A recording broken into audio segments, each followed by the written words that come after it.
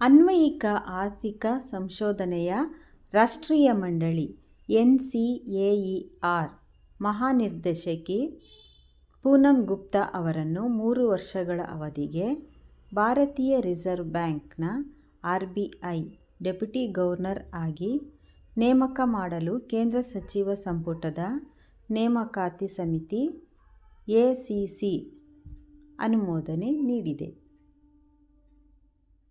ಈ ಹುದ್ದೆಯಲ್ಲಿದ್ದ MD ಪಾತ್ರ ಜನವರಿಯಲ್ಲಿ ನಿವೃತ್ತರಾಗಿದ್ದರು.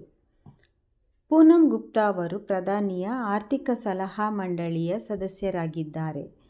ಜೊತೆಗೆ 16ನೇ ಹಣಕಾಸು ಆಯೋಗದ ಸಲಹಾ ಮಂಡಳಿಯ ಸಂಚಾಲಕರಾಗಿದ್ದಾರೆ.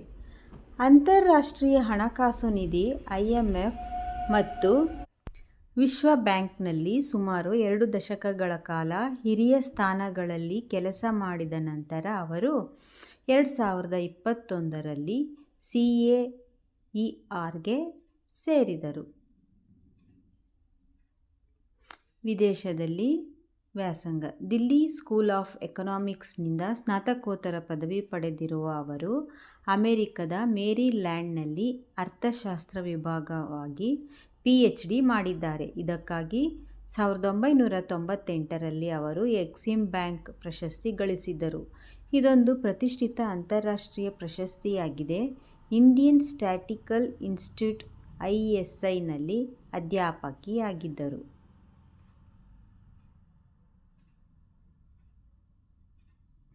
ಆರ್ಥಿಕ ಬೆಳವಣಿಗೆಗೆ ಅಂತಾರಾಷ್ಟ್ರೀಯ ಹಣಕಾಸು ಸ್ವರೂಪ, ಸೆಂಟ್ರಲ್ ಬ್ಯಾಂಕಿಂಗ್, ಸಮಗ್ರ ಅರ್ಥಶಾಸ್ತ್ರದ ಅಚಲತೆ, ಸಾರ್ವಜನಿಕ ಸಾಲ ಹಾಗೂ ರಾಜ್ಯಗಳ ಹಣಕಾಸು ಈ ಸಂಗತಿಗಳ ಕುರಿತು ಪೂನಂ ಹೆಚ್ಚು ತಜ್ಞತೆಯನ್ನು ಹೊಂದಿದ್ದಾರೆ.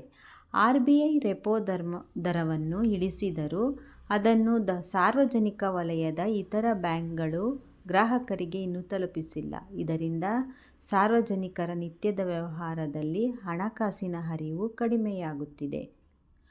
ಇಂತಹ ಸವಾಲುಗಳ ಕಡೆಗೆ ಪೂನಂ ಗುಪ್ತಾ ಹೆಚ್ಚು ಗಮನ ಹರಿಸಬೇಕಾಗಿದೆ.